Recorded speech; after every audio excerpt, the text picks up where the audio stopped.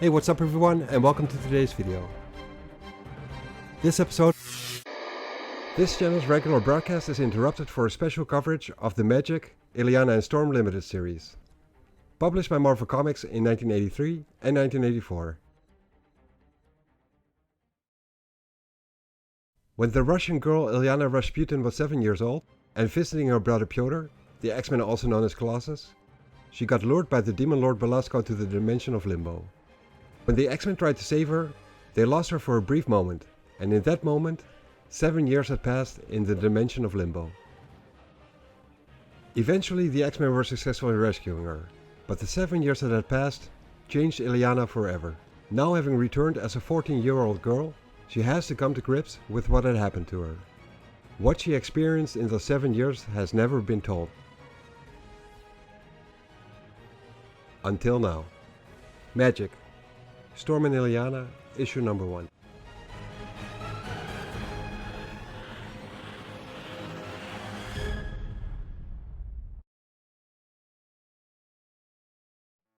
Illyana was born in a small house.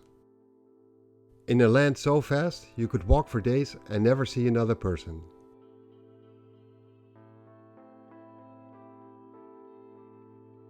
When she was very young, Professor Charles Xavier brought her brother Pyotr to America, to a school for gifted youngsters.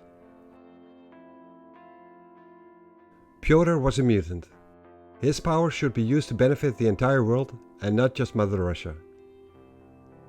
He became an X-Man, and eventually Illyana followed in his footsteps. If she had not done so, today would have been her 8th birthday. But instead, today is her 14th birthday. Half of her life she spent on Earth, and the other half was spent in Hell, as a consort to a devil. Illyana Rasputin is now humanity's savior. Either that, or the means of its eternal damnation. This is the story of how a little girl got lost. Illyana thinks back to when her brother and his friends of the X-Men came to Limbo to save her from the clutches of Belasco. Pyotr is holding her and she can feel the ice-cold touch of his armored skin. She has never been this frightened in all of her life, but she makes no sound. She refuses to cry, because she does not want her brother to be ashamed of her. As they are about to teleport out, Storm is trying to chase the demons away, while a spell of teleportation is cast. Kitty makes a joke and Wolverine does not think it's funny at all. He very well realizes the dangers that they are all in. Illyana can hear Belasco shout and she is confused about there being 2 Storms. One is old and one is young. One is a sorceress and the other one is the one she's familiar with. They are totally different, yet she can tell that they are the same person. They are combining their powers to protect them and send them home. But then, all of a sudden, as if out of nowhere, Belasco manages to grab Illyana by the arm. Apparently he managed to slip past the Elder Storm. He tells the X-Men to abort the spell or they will see the little snowflake being torn limb from limb. Kitty manages to grab her from the other side as well, and Illyana shouts out to her brother, saying the Demon Lord is hurting her and she asks him to please help her. As the teleportation of the X-Men is completed, Kitty loses her grip and can't feel Illyana anymore. Illyana can hear Kitty scream, and her scream is echoed by one of Illyana's own, as Belasco rips her from Kitty's grip, and they vanish. The Elder Storm shouts out no, and thinks to herself that she must hurry and follow Belasco, and she hopes to catch him before it's too late. And if it is too late, if she cannot save the child, she will have to slay her. She knows that neither course will be easy now that she is alone and the X-Men have returned to Earth. She could summon them back, but doesn't dare to do that. She does not want history to repeat itself, and half the horrors that befell her own X-Men team happen to them as well. As she makes her way to Belasco's lair, she is welcomed by him, and he says to her that he has been expecting her and that they have been apart for far too long. She tells him that she will be his if he lets the girl go. But Belasco asks her why he would ever do that, if he will soon have them both anyways. He works his magic on Illyana, who's lying on an altar, and says that she is delightfully pure and unspoiled. He mentions that even Kitty Pryde wasn't this innocent when he finally claimed her. He says that Illyana is a perfect instrument through which his masters, the Elder Gods, will extend their domination to the Earth first, and the entire universe after that. Storm says that she will not allow this, and attacks him, but Belasco tells her words are empty. Even in her prime, Storm was no match for him, he says, and asks her what hope she thinks she has now that she is old. He lifts Illyana's soul out of her body, and tells her that the grand and glorious destiny he promised her is at hand. Illyana cannot help herself and laughs on the inside as this is happening. She notices that she is flying through the air as free as a bird, and thinks it's wonderful. She is not afraid anymore, even though she wishes Pyotr was with her. As she looks at Belasco's face, she thinks it's a scary one to look at, but so is Nightcrawler's, who is her brother's good friend. She experiences his voice as kind and his touch as gentle. She knows that Belasco won't do anything bad to her, because he told her he loves her. She can hear Aurora's voice in the distance calling frantically. She wants to save her, but there is no need. She is not in danger. Belasco then touches her face and changes it. Illyana is growing, getting bigger and older. But only this goes of her. Her real body on the altar doesn't change. Belasco laughs and Illyana joins him in doing so, as she changes even more. He has now reshaped this piece of Illyana's soul completely, irrevocably, in his own image. He then asks Storm if she remembers when this was done to her. He then transforms the simulacrum of Illyana into a ball of energy, asking her if it isn't gorgeous. He tells her that she is now bound to him, both body and soul, and through him to his dread lords, forever, as he grabs the ball of energy. He then tells her to behold the first of 5 bloodstones, which she then places into a medallion, and adds that no power on earth can remove them. He says that when at last the circle is complete, the dimensional walls will burst and the Elder Gods will come to Earth, and he tells Storm how sad it is that she won't be alive to see that wondrous day as he attacks her. Storm screams out and falls to the ground. She knows that every stone will make Belasco incalculably stronger. If he is to be stopped, it must be right here and right now. She has the will to do it, but her body betrays her. It is too old and too weak. Belasco asks her why she seems so surprised, since the outcome had been inevitable all along. He is immortal and she is not. It's as simple as that. He does not even need to kill her anymore, because nature itself will do that job for him. He then gets attacked by an older Kitty Pryde, who goes by the codename of Cat now. She throws a shuriken at him and it slashes his face. Belasco returns an attack, but Cat is able to split it with the sword she's carrying, making it dissipate in thin air. She then leaps at him and unleashes another attack, but Belasco teleports away just in time, and Cat cannot wait until they meet again. She then talks to Storm, saying there ain't no justice, and every time she gets close enough to do some real damage, Belasco just teleports away, again and again. Aurora, who looks after Illyana, says that he is a sorcerer, and cannot be fought with steel alone, but for Cat, there is no other way to fight him. She asks how Illyana is doing, and Storm tells her that she is unconscious for the moment. It's better for them to teleport away to Storm's hideout now, before Belasco returns with reinforcements. In her lair, Storm puts Illyana to bed. And as she does so, Cat tells Aurora that a part of her hates Illyana. After all, it's her fault that they have become what they are now. Aurora asks her if she truly believes that. Cat then apologizes to Storm that she didn't come to her aid earlier when the X-Men were still here. She just can't bear to see the other X-Men alive and well, knowing what happened to her old teammates. Seeing them just brought back too many memories, and she feels ashamed. Storm tells Cat that it was just as difficult for her.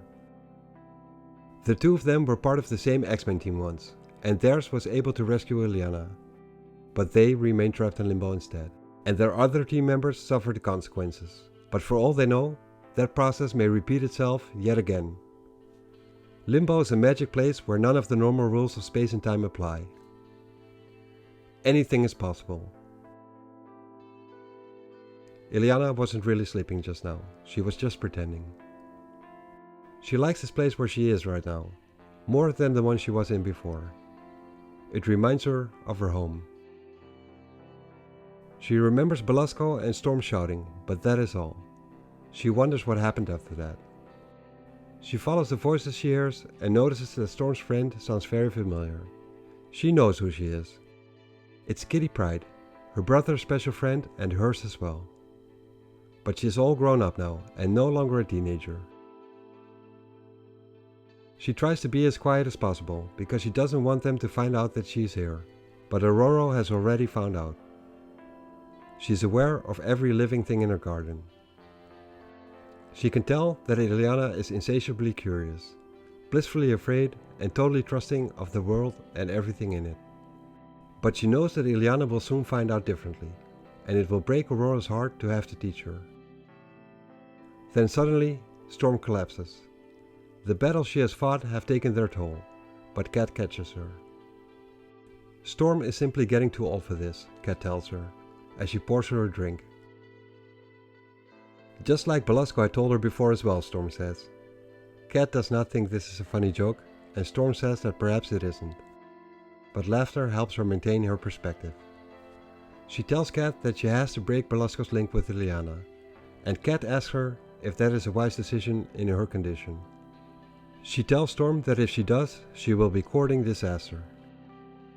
But Storm says that she can't delay any further. Belasco is correct and time is on his side. In fact, it may already be too late. To which Cat responds that if Illyana is really this dangerous, there is a far simpler solution. Storm tells Cat that she has considered it, but she has too much blood on her hands already and she doesn't want any more. A shocked Illyana, who is still eavesdropping, can tell that they are coming her way, and she hurries back to bed to hide under the covers, but Storm finds her in her room anyway. Illyana tells Storm that she wants her brother, and Storm tells her that she shouldn't fret, because with some luck, she will be by his side once more soon enough, safe and sound.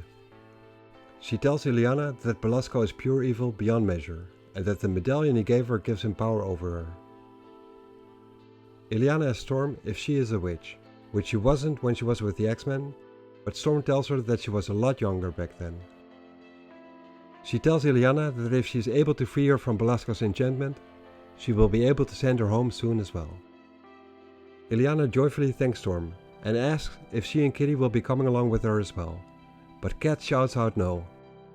Illyana apologizes to Kitty and says that she didn't mean to make her angry, but Cat tells her that Kitty is dead and she should forget about her. Storm tells Illyana that this is where they belong, as she lays her hand on Illyana's head and starts casting a spell. She tells Illyana to not be afraid, and she says that she isn't. She knows that Aurora would never hurt her. She looks Aurora in the eyes, and she reminds her of her mother. But she looks so sad. Aurora's touch makes Illyana feel tingly all over, and Aurora thinks to herself that this was easier than anticipated, as the transition has been completed. She has separated her astral self from her corporeal form, and cast it in Illyana's mind, in search of the psychic junction formed by the medallion. She had forgotten that beauty and joy like this existed. She herself was like this once as well. Or so she tells herself. She is actually no longer certain, it might just be a lie. She tries to not bother with how her soul now appears. Eventually she has made her way to the core of Illyana's being, and is shocked with what she finds there. She can't believe Illyana has transformed this way in such a short time. But Illyana herself is there to make her believe it's true. An older, sarcastic, corrupted, cold and evil version of Illyana riding a horse. A preview of what will be once Belasco has had his wild and wicked ways with her, and she tells Storm that she cannot wait for this to happen. This is her domain, and she issues a warning to Storm to enter at her own risk. Storm attacks her horse, it stumbles and throws Illyana in the air. Illyana compliments Storm on her attack and asks her what she thinks of her response to it. Illyana then attacks her with a whip and it seems to move by itself, as if it is alive, an extension of Illyana's soul. It starts choking Storm and its barbs are tearing at her throat. Storm is fully aware that if her astral form is slain, her body dies as well. But luckily she has a few tricks left as she changes the whip into roses. She now realizes that she underestimated Belasco. The bloodstone he created gives Illyana's corrupted persona sorcerer's powers equal to Storm's own. Illyana mocks her by saying that if she was fresh, healthy and young, this might have been a fair fight, as Storm is laying on the floor. Illyana conjures up demons emerging from the ground below Storm, and Storm's spells have no effect on it. She just cannot break their grip. Illyana, while standing over Storm, comments how frail life is. A snapped spine, a crushed neck, a knife to the heart, there are so many ways to easily end a life. She tells Storm that she can hurt her, or even kill her, but she rather doesn't. She says that they are kindred spirits, touched by Belasco's darkling majesty. She asks Storm, while she's transforming her face, why she would hide her true self when it's such a beautiful sight to behold. Storm calls her a monster and tells her she denies her, just like she denies her maker. She says that she was born a mutant long before she turned to magic, and that the elements of nature are still hers to command. She conjures up a tempest consisting of wind and lightning, fueled by the rage and hatred in her soul, which throws Illyana off. But she tells Storm that she knows she won't kill her, because she wouldn't dare to, in fear of what it would mean to Illyana's corporeal body. Storm tells her that if she believes that, she has much to learn. Storm then returns to her body, and Cat asks if she was successful or not. Storm says that she was more successful than she deserved, and it's a pity that the weather does not obey her will in reality, as much as it does in her imagination.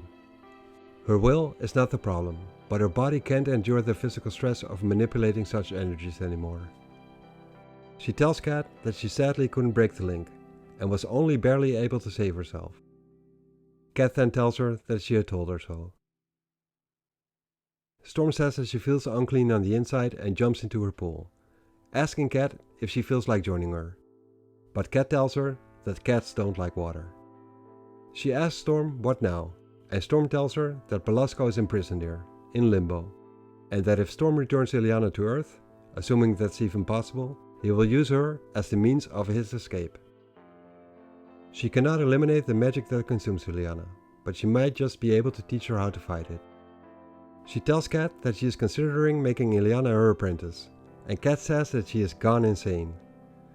She tells Storm that that is precisely what Belasco wants. The more Illyana learns, the more valuable she becomes to him and will be easier to corrupt. She says that if Storm does that, she will be doing Belasco's work for him. Storm asks Cat what other alternatives she has, and she responds to that question by telling her this, as she throws a dagger in Storm's direction, into a tree.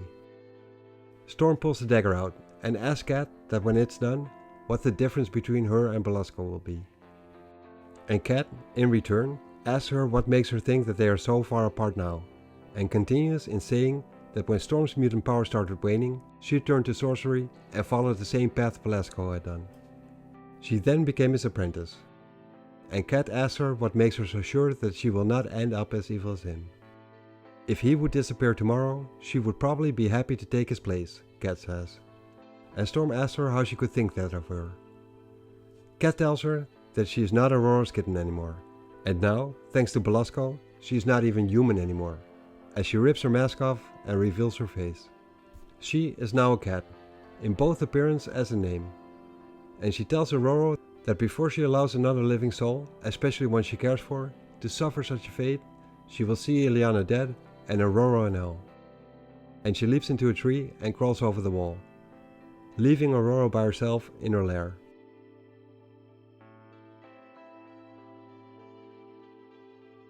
Sometime later, after Illyana has woken up, Aurora takes her for a stroll around the garden. It reminds Iliana of Aurora's attic at the Xavier School, filled with growing flowers and trees. She tells Aurora about her bad dream and how she was in it, but of course Aurora already knows. It was not a dream at all, but another kind of reality, she says. Illyana says that she was all grown up and nasty, and asks if that was really her, but Aurora doesn't answer, and Illyana starts to shiver. She's feeling cold, even though the air is warm here. She asks Aurora where Cat is, and she gets told that she is gone, but when she asks why, Aurora just says that there is knowledge that she has to teach her. Knowledge that Cat believes is wrong. She then tells Illyana that when her team of X-Men fought Belasco, he did terrible things to her, and that their wish is to spare her a similar fate. Illyana says that she doesn't know who is right or what to do, as she is amazed by her surroundings. The tree Aurora is sitting against is the first thing she created when she built her sanctuary, her oasis of life amidst the desolation of Limbo. She created this tree to nurture and to grow. Illyana asks Aurora if her spells made this tree so huge, but she tells her that magic was only used to create the tree. After that, she let nature take her course. Illyana says that the tree must be very old, and asks if she can learn to make a tree as well, and Aurora says that if that is what she wishes, she probably can. She tells Illyana to sit against the tree and close her eyes, steady your breathing and relax. She tells her to feel the beating of her heart, and the blood coursing through her body, to hear the birds and to smell the scent of the flowers. At first Illyana is in the dark, and then she sees the light, Aurora's eyes, and they are glowing like stars. Aurora's body then turns into silver fire, and as the flames reach out to her, Illyana wants to run. But only for a moment, because Aurora's smile makes her feel better. She can't help flinching as the fire sweeps up her arm, and Aurora tells her to look around her. Illyana's eyes are still shut, but she can see everything around her perfectly. The fire is everywhere. The garden is alive with glittering lights and colors. It's so beautiful that she wants to cry, but when she does, her tears form as diamonds. She feels a tug and finds herself splitting apart. Her ghost body is leaving her physical body behind. She experiences this as fun, and thinks how she wants to do it all the time now. Aurora tells her these are their astral forms, and in utilizing them they can go places and do and perceive things that their human selves are unable to. Aurora tells her that even the greatest spells pale in comparison to the miracle of life itself. She tells Illyana that the glow she's seeing represents the life force of each plant or being. The brightness and color represent the strength, health and age. Illyana then notices some flowers being black, and asks Aurora what that means. She tells her that those flowers are ill, that their natural patterns are warped by the fundamental evil of Limbo itself.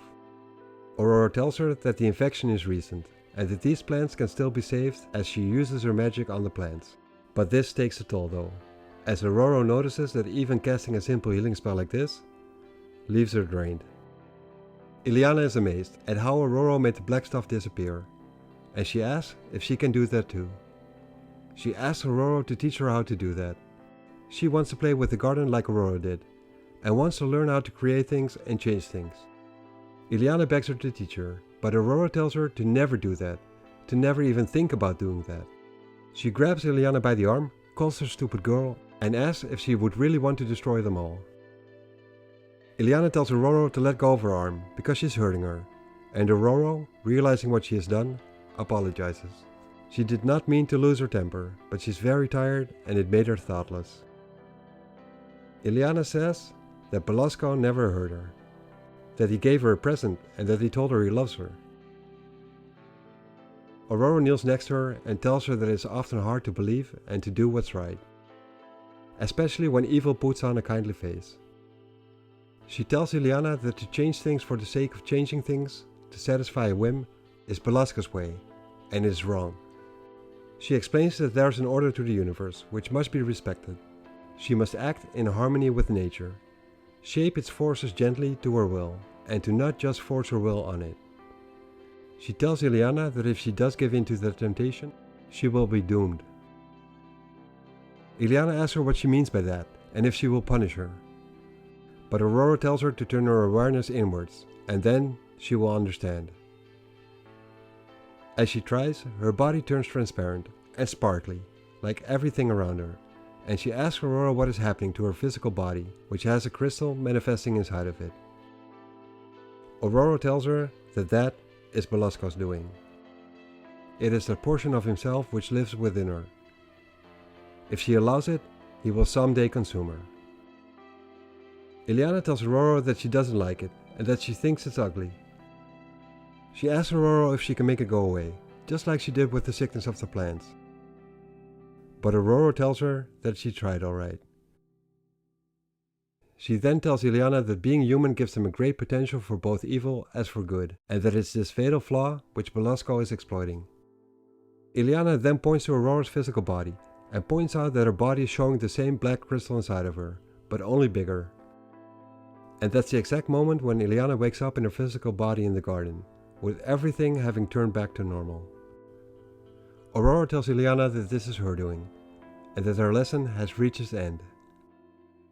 Illyana then notices that she has grown taller, and asks Aurora what has happened to her, and she tells her that the same thing happened to her which had happened to her tree, namely the passage of time. Roughly a year has passed from the moment they sat down.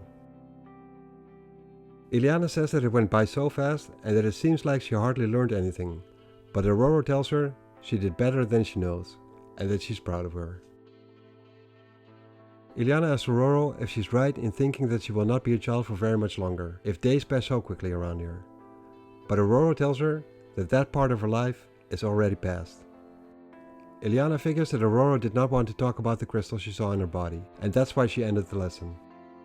Aurora tells her that she has paid her price to gain the arcane knowledge that sustains her, and that she's still human enough to not want to be reminded to those dark times from her past. Illyana asks her if the same thing will happen to her, but Aurora tells her that it won't if they can help it. They both realize that they are hungry and will see what they can have for dinner. They walk off and don't look back. They do not see the plant which Aurora tried to cure shrivel and collapse, with its leaves turning black and its stems withering to desiccated husks. Before they have left the garden, the plant is dead and rotting. Aurora's spell didn't work, and she didn't even notice it.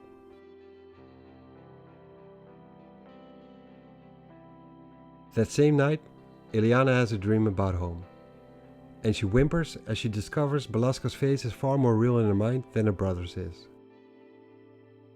She has been away for far too long, and she wonders what happens if she forgets everything about her life on Earth. What will become of her then? Outside, Cat enters Storm's garden, and with Storm being in touch with nature, she notices this. It wakes her up from her sleep, and she can tell it's not a demon, nor a servant of Belasco. Its aura is only partially tainted, and it's as familiar to her as her own is.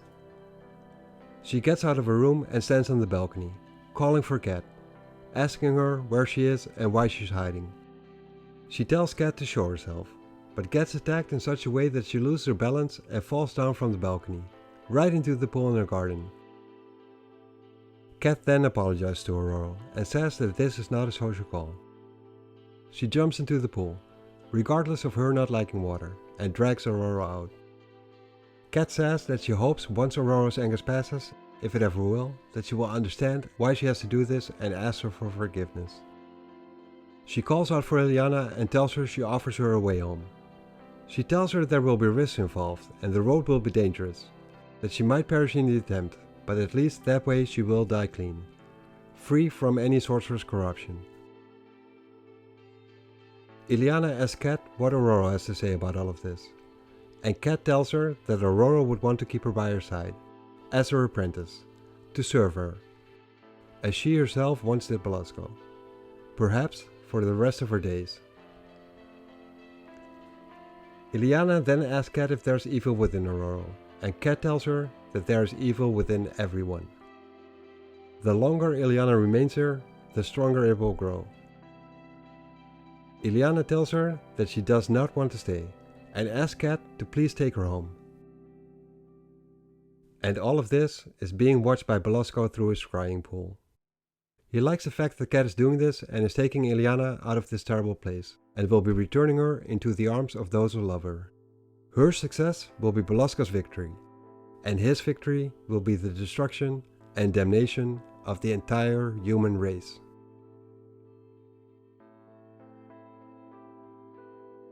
Thanks for watching this video, and I hope you enjoyed it. You can help growing this channel by hitting the like button and by subscribing, if you haven't already subscribed. This tells YouTube that the videos I'm making should be recommended to others and would be very much appreciated. See you next episode.